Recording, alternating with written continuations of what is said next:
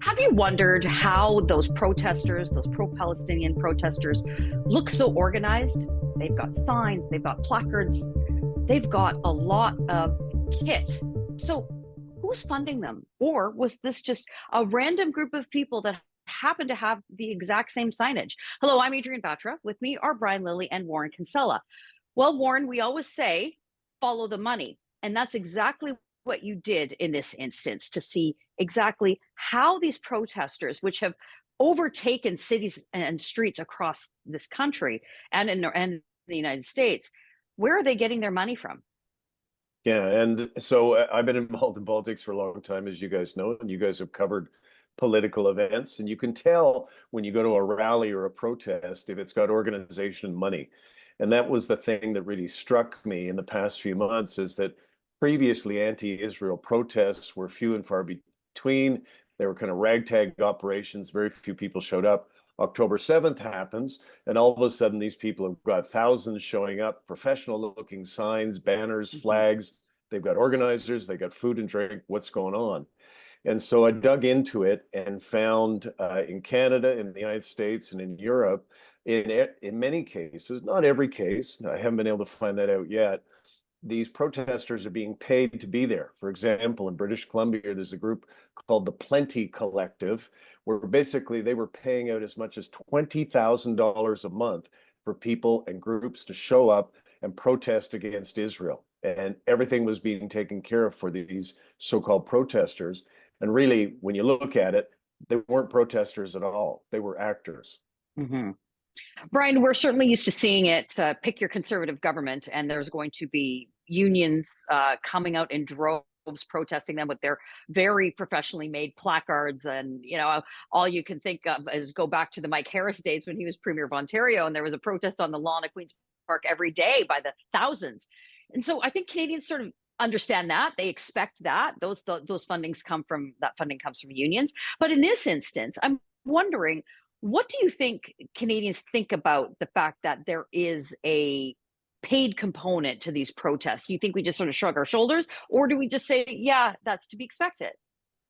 I think there's going to be some shoulder shrugging. I think there's also going to be some people who are outraged. This is a protest movement that has not read Dale Carnegie's book, How to Win Friends and Influence People. When you Yeah. are blocking residential neighborhoods, you're blocking highway exits, you're blocking the road to major airports in Chicago and LA, in New York, you're blocking all the bridges and tunnels in and out of Manhattan.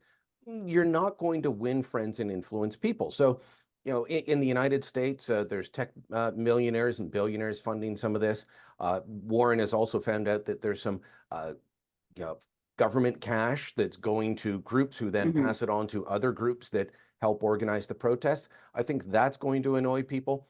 But we have seen things like that before with some of the far left protests against trade deals and such.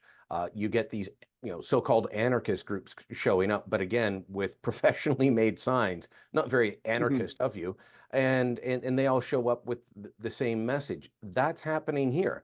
I think we should be concerned about that because it's being portrayed as grassroots. It's not. It's being portrayed as, well, they're just peaceful pro-Palestinian protest. Well, they're cheering on the Houthis at the corner of Bay and Hmm. Bloor in Toronto.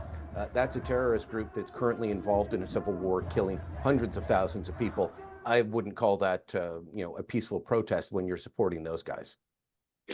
Warren, last word to you. I mean, Brian mentioned the latest incursions with the Houthis and them constantly attacking U.S. warships, and the U.S. having to retaliate, which fortunately they are and have escalated that.